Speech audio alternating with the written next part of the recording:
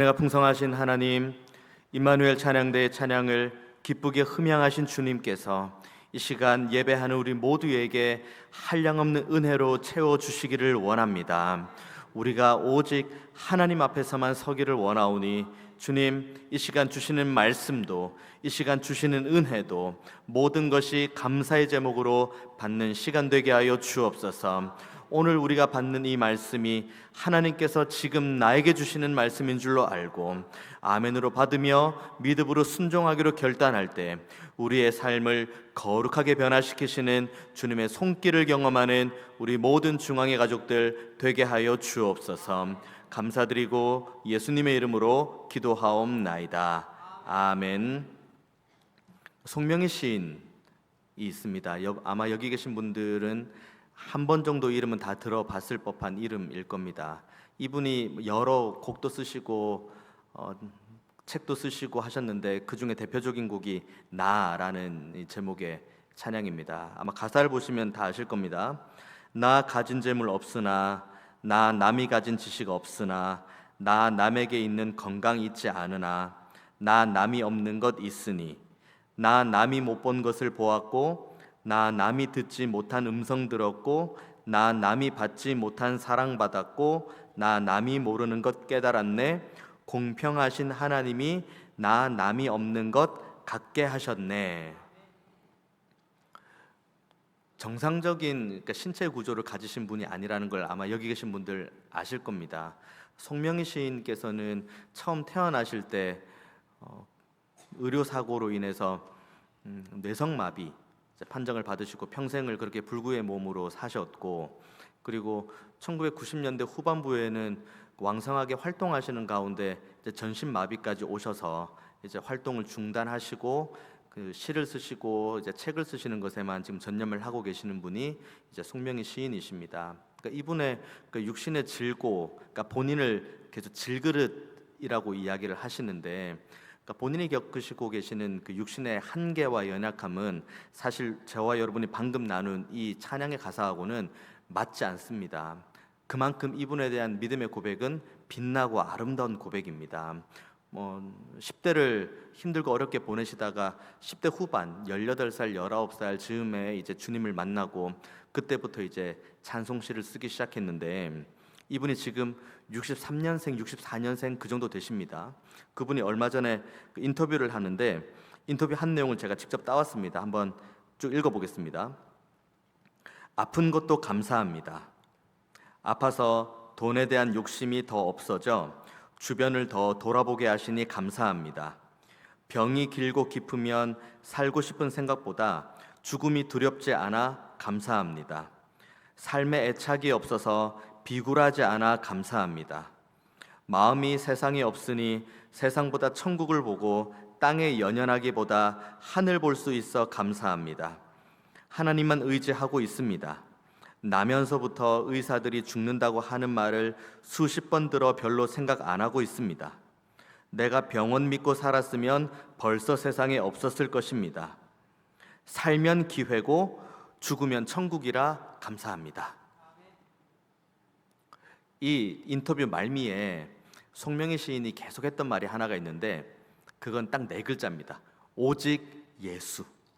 그러니까 오직 예수밖에 없다는 겁니다. 자신의 그 질그릇, 그러니까 육신의 연약함, 육신의 한계 가운데서도 이렇게 빛나는 고백을 할 수 있었던 이유는 오직 예수. 그러니까 주님께서 여전히 나를 사랑하시고 주님께서 여전히 나를 붙들고 계신다는 이 믿음, 이 사랑과 은혜 안에 내가 거하고 있다, 이 확신이 있기 때문에 그녀는 몸이 연약한 가운데서도 이와 같은 빛나는 고백을 할 수 있습니다.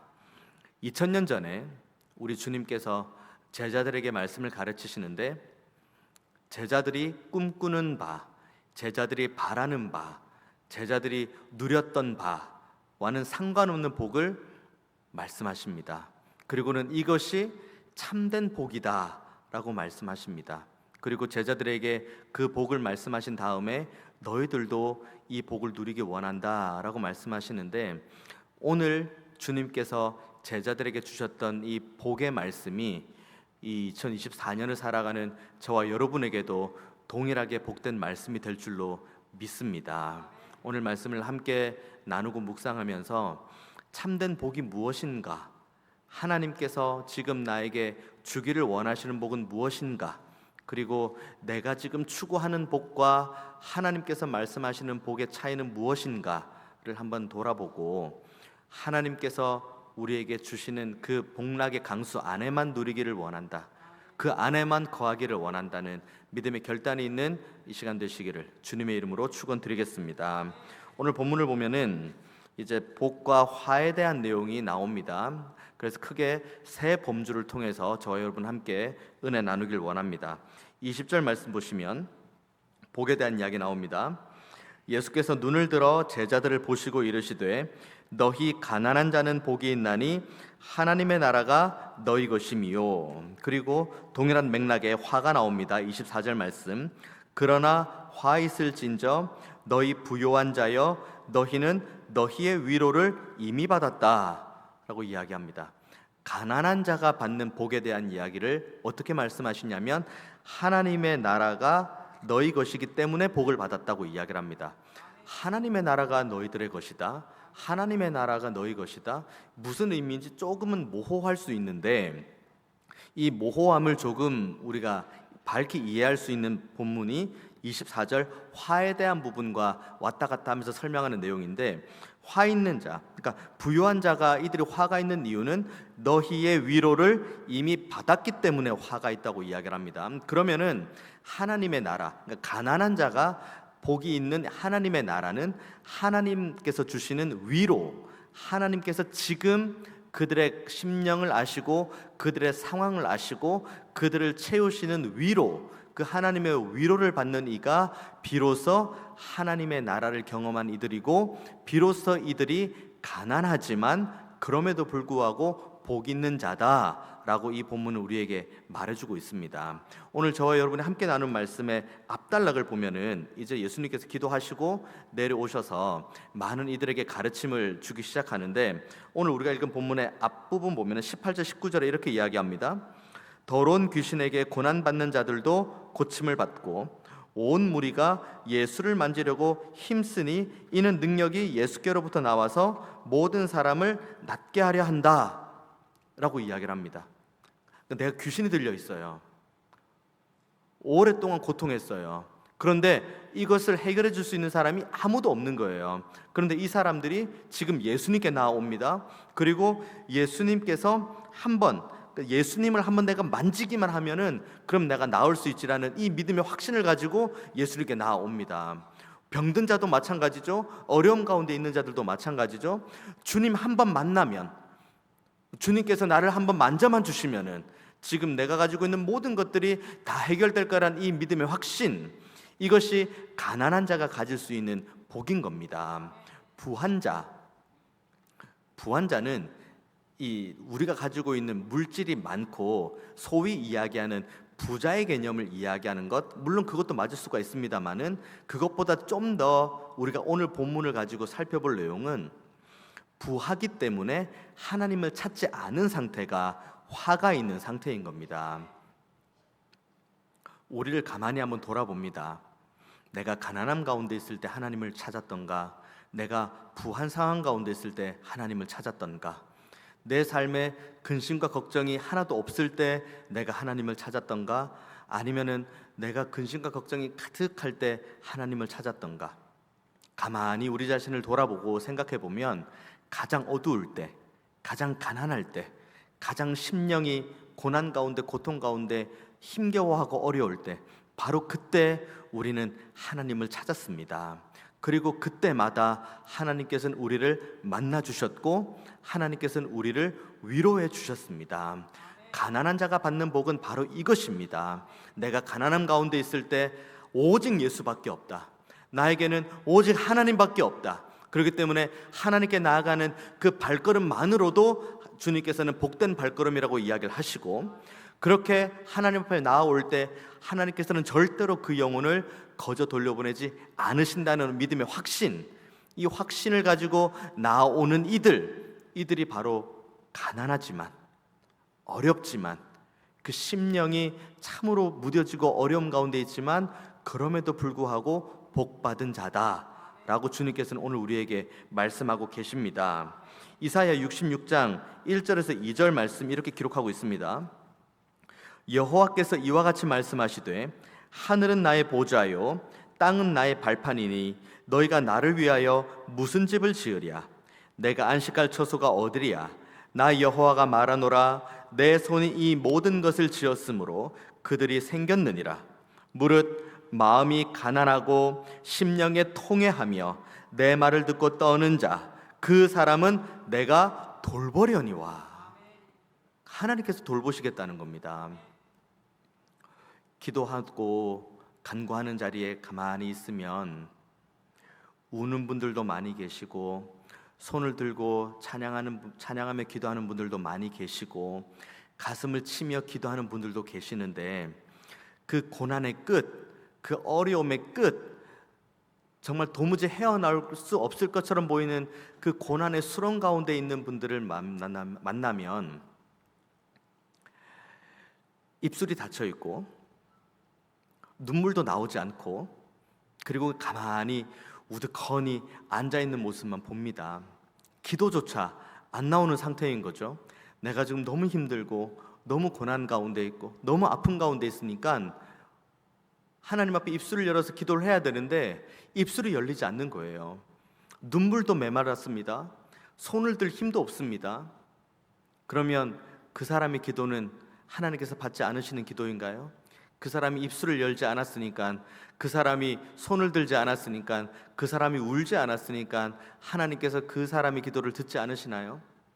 그 자리에, 그 기도하는 자리에 온 것만으로도 하나님께서는 돌보시겠다고 약속하십니다. 그 자리에 앉아있는 그 마음이 무엇입니까? 하나님 아니면 안 됩니다. 하나님 앞에 왔는데 하나님 아니면 안 된다는 믿음 가지고 왔는데 저 입도 안 열리고 손도 안 들어지고 눈물도 안 나옵니다. 그런데 이 믿음을 주님께서 귀하게 여기신다고 합니다. 하나님밖에 없다는 믿음이 있으니까요. 내가 지금 가난함 가운데 있지만, 내가 지금 심령이 너무 연약함 가운데 있지만 그럼에도 불구하고 하나님께 나왔습니다. 이 발걸음이 저와 여러분의 발걸음이 되기를 원합니다. 우리가 하나님을 의지하는데 방해되는 것이 있습니까? 그것이 무엇이든, 그것이 누구든 과감하게 끊어내는 저와 여러분 되기를 원합니다. 그것을 여전히 붙들고 있으면 우리는 그것들로 인해서 위로받습니다. 그것들로 인해서 은혜 받습니다. 하나님이 아닌 다른 것에서 은혜를 받고 하나님이 아닌 다른 것에서 위로를 받는 자, 그 자를 가리켜 주님께서는 오늘 이 본문을 통해서 우리에게 말합니다. 화 있을진저 저들이 지금 위로를 받았다. 우리가 위로받아야 될 분은 하나님밖에 없습니다. 우리의 마음을 위로해 줄 수 있는 유일한 분, 우리의 눈물을 닦아주시는 유일한 분, 우리의 마음을 붙들어 주시는 유일한 분은 오직 하나님밖에 없음을 믿는 저와 여러분 되기를 원합니다. 돈 있죠. 물질 있죠. 그리고 성경도 돈이 일만하게 뿌리라고 이야기하진 않았습니다. 돈을 사랑하는 것이 일만하게 뿌리라고 이야기를 했습니다. 돈을 사랑한다는 것은 그 반대는 하나님을 사랑하지 않는다라는 것과 똑같은 겁니다. 내가 돈을 사랑하는 것만큼, 내 눈에 보이는 것, 내 손에 잡히는 것을 사랑하는 것만큼 우리는 하나님을 사랑하는 자리에서 멀어질 수밖에 없습니다. 바라기는 화 있는 자리, 그 위로를 지금 받는 자리가 아니라 하나님의 나라를 소망하고 우리가 조금 더 가난한 심령이 되고 가난한 마음을 가지고 하나님의 위로만을 구하는 저와 여러분 되기를 원합니다. 그때 비로소 우리를 돌보시고 우리를 붙드시고 우리를 여전히 사랑으로 안으시는 하나님의 크신 은혜를 경험하게 될 줄로 믿습니다. 두 번째 복과화는 줄이고 배고픔 그리고 우는 것입니다. 21절 말씀 보면 지금 줄인 자는 복이 있나니 너희가 배부름을 얻을 것이며 지금 우는 자는 복이 있나니 너희가 웃을 것이며 그리고 25절 말씀 보면 화 있을진저 너희 지금 배부른 자여 너희는 줄이리로다. 화 있을진저 너희 지금 웃는 자여 너희가 애통하며 울리로다. 누가복음을 기록하는 당시, 그리고 예수님께서 죽으시고 부활하신 다음에 태동하게 된 초대교회 이후에 모든 성도들의 걸음걸음마다 늘 줄이고 목마르고 그리고 생명의 위협까지 겪으면서 하루하루를 지내는 일들이 다반사입니다. 적게는 가족들에게 버림을 받죠. 예수님을 믿는다는 이유 하나만으로. 더 나아가서는 출교 조치도 당하게 됩니다. 가족들에게 버림받고 출교를 당한다? 그러면 당장 다가오는 문제는 배고픔입니다. 먹고 사는 문제가 당장 해결이 안 되거든요. 그리고 두 번째 우리에게 다가오는 위협은 순교의 위협이죠. 주님을 믿는다. 내가 십자가에 달리신 예수님을 나의 구주로 영접한다. 그러면 이 사람은 곧 순교의 대상자가 되는 겁니다. 내가 줄이는 상태, 내가 애통하는 상태, 이 상태가 바로 예수님을 믿는 이들의 걸음걸음의 상태임을 말하고 있습니다. 특별히 오늘 21절에 나오는 이 줄인다, 줄인 자, 이 줄임이란 단어가 히브리 용례로는 어떤 단어냐면 아침 먹고 점심 먹고 저녁 먹은 다음에 좀 출출한데 야식을 먹을까? 그 정도의 개념이 아닙니다. 여기서 말하는 이 줄인다라는 개념은 만족이 될 필요가 있는 강력한 갈망의 상태를 의미하는 단어가 줄인다는 상태입니다. 예수님을 믿는 믿음으로 우리가 줄여요. 예수님을 믿는 믿음으로 우리가 목이 말라요. 예수님을 믿는 믿음으로 인해서 우리가 울어요. 그러면 이 배고픔을 누가 채워줍니까? 주님이 채워주십니다. 이 목마름을 누가 채워주십니까? 주님께서 채워주십니다. 이 흐르는 눈물 누가 닦아주십니까? 주님께서 닦아주십니다. 세상의 많은 것들이 우리의 배부름을 채울 수 있습니다. 세상의 많은 유혹들이 우리의 눈물을 닦아주고 우리에게 기쁨을 주는 것처럼 보입니다. 하지만 그것은 우리의 존재와 동일한 것처럼 잠깐 있다 없어지는 안개와 같은 겁니다. 목이 말라서 바닷물을 한없이 마신다고 생각해 보십시오. 목이 그 갈증이 해소가 됩니까? 사마리아 여인이 수많은 남편들을 두고 우물가에 물을 길르러 왔다가 예수님을 만납니다. 그리고 거기에서 예수님을 온전하게 만나자마자 그때 비로소 그가 경험했던 그 가란 심령이 해소가 되죠. 우리 모두가 다 마찬가지입니다. 우리의 배고픔을 채우기 위해서, 우리의 굶주림, 우리의 목마름을 채우기 위해서 여기도 다녀보고 저기도 다녀볼 수 있습니다. 하지만 한 가지 확실한 것은 하나님 외에 다른 어떤 곳에서도 우리의 배고픔을 채워줄 곳 없고 우리의 목마름을 채워줄 곳 없습니다. 우리의 흐르는 눈물 닦아줄 수 있는 유일한 분은 십자가의 그 못자국 난 그 손, 그 주님의 그 피 묻은 손만이 우리의 흐르는 눈물을 닦아줄 수가 있습니다. 우리는 이 길을 걸어갈 수가 있어요.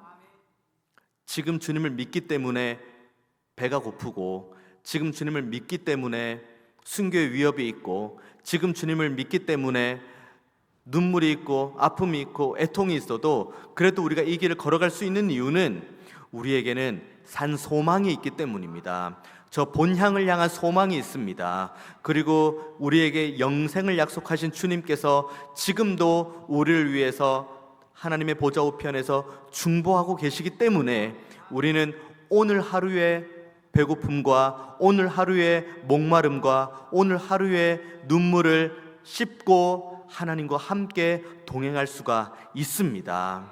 다른 것에 마음 빼앗기지 마십시오. 우리의 마음과 생각은 오직 하나님 한 분에게만 집중되어야 될 줄로 믿습니다. 그래서 이사야 25장 6절에서 8절까지의 말씀은 이렇게 기록하고 있습니다. 만군의 여호와께서 이 산에서 만민을 위하여 기름진 것과 오래 저장하였던 포도주로 연회를 베푸시리니 곧 골수가 가득한 기름진 것과 오래 저장하였던 맑은 포도주로 하실 것이며 또 이 산에서 모든 민족의 얼굴을 가린 가리개와 열방 위에 덮인 덮개를 제하시며 사망을 영원히 멸하실 것이라. 주 여호와께서 모든 얼굴에서 눈물을 씻기시며 자기 백성의 수치를 온 천하에서 제하시리라. 여호와께서 이같이 말씀하셨느니라. 우리의 눈물을 씻기신답니다. 기름진 것과 골수가 있는 것으로 우리를 채우겠다고 약속하십니다. 하나님께서 말씀하셨으면 하나님께서 이루십니다. 하나님은 약속에 신실하신 분, 하나님께서는 지금도 살아 역사하시는 분, 그 말씀에 신실할 수 있도록 전능하신 하나님, 그 하나님이 저와 여러분의 하나님이십니다. 그렇기 때문에 지금 우리가 배고픔, 지금 우리가 가지고 있는 목마름, 이 모든 것을 가지고 하나님께 나아갈 때 비로소 주님께서 우리를 채우시고 우리의 가란 심령을 채우시는 주님의 은혜를 경험하게 될 줄로 믿습니다. 다른 곳으로 가지 마십시오. 다른 것에 마음 빼앗기지 마십시오. 다른 것에 위로받으려고 하지 마십시오. 오직 하나님께만 은혜 받고 하나님으로부터만 체험 받고 하나님으로부터만 위로받는 저와 여러분 되기를 원합니다. 세 번째는 핍박 관련된 내용입니다. 22절의 말씀. 인자로 말미암아 사람들이 너희를 미워하며 멀리하고 욕하고 너희 이름을 악하다 하며 버릴 때에는 너희에게 복이 있다. 26절의 말씀. 모든 사람이 너희를 칭찬하면 화가 있도다. 그들의 조상들이 거짓 선지자들에게 이와 같이 하였느니라. 핍박 이야기가 나옵니다. 어려움 이야기가 나오죠. 그런데 너희들이 핍박을 받으면, 내 이름으로 살다가 핍박을 받으면 오히려 기뻐하고 즐거워하라고 이야기를 합니다. 왜냐하면 너희를 미워하는 것이 아니라 너희 안에 거하는 나, 그러니까 주님을, 예수님을 저들이 미워하기 때문이고, 그렇기 때문에 너희들이 지금 나의 뜻을 두고 살다가 핍박받으면 그것은 너희들이 정말 잘 산다는 믿음의 증거이기 때문에 핍박을 받는 것 때문에 이상히 여기지 말고 다르게 여기지 말라고도 이야기를 합니다. 베드로전서 4장 12절 14절에 이렇게 기록하고 있습니다. 사랑하는 자들아, 너희를 연단하려고 오는 불시험을 이상한 일 당하는 것 같이 이상히 여기지 말고 오히려 너희가 그리스도의 고난에 참여하는 것으로 즐거워하라. 이는 그의 영광을 나타내실 때에 너희로 즐거워하고 기뻐하게 하려 함이라. 너희가 그리스도의 이름으로 치욕을 당하면 복 있는 자로다. 영광의 영 곧 하나님의 영이 너희 위에 계심이라. 이 핍박받는 저와 여러분 되기를 원합니다.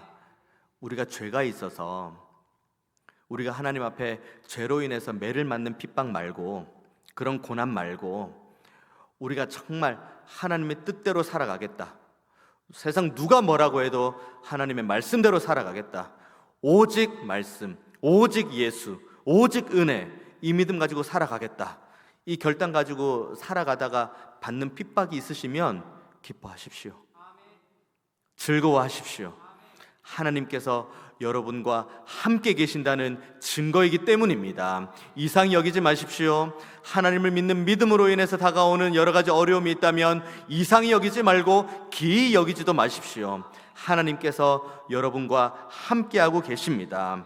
반면에 거짓 선지자들, 좋은 말만 하고 귀에 들리는 말만 하는 그 이야기들이 있습니다. 그 사람들의 말로가 어떤지에 대해서는 예레미야 5장 28절에서 31절까지 이렇게 기록합니다. 살찌고 윤택하며 또 행위가 심히 약하여 자기 이익을 얻으려고 송사 곧 고아의 송사를 공정하게 하지 아니하며 빈민의 재판을 공정하게 판결하지 아니하니 내가 이 일들에 대하여 벌하지 아니하겠으며 내 마음이 이 같은 나라에 보복하지 아니하겠느냐. 여호와의 말씀이니라. 이 땅에 무섭고 놀라운 일이 있도다.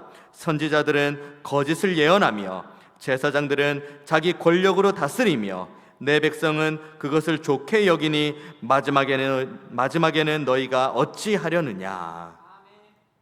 이렇게 예레미야 5장이 끝난 다음에 예레미야 6장부터는 벌 얘기만 있습니다. 화 있기를 원합니까? 복 있기를 원합니까? 이것만큼 아둔한 질문이 어디 있습니까? 우리 모두가 복을 받기를 원하고 복 있는 자가 되기를 원하죠. 그렇다면 우리가 취해야 될 길은 분명합니다. 가난한 심령,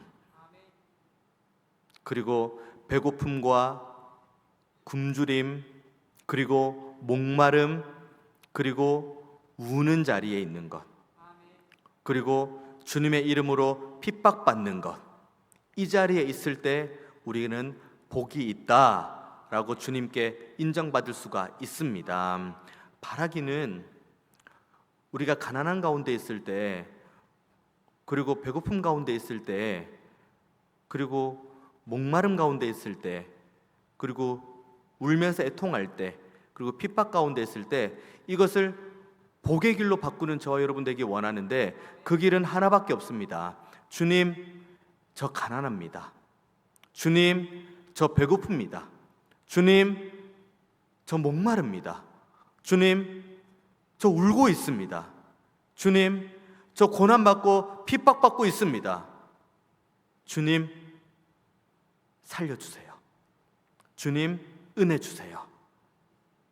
이 가난함을 부함으로 바꾸시는 분도 주님이시고, 배고픔과 목마름을 배부름과 가란 심령의 해소로 해결해 줄 수 있는 분도 하나님이시고, 내 눈물을 웃음으로 바꾸시는 분도 하나님이시고, 내 핍박을 기쁨의 제목으로 바꾸시는 분도 하나님이시오니, 주님, 이 믿음 가지고 오직 주님, 오직 예수님, 오직 하나님만 바라보며 나아가는 제가 되기를 원합니다.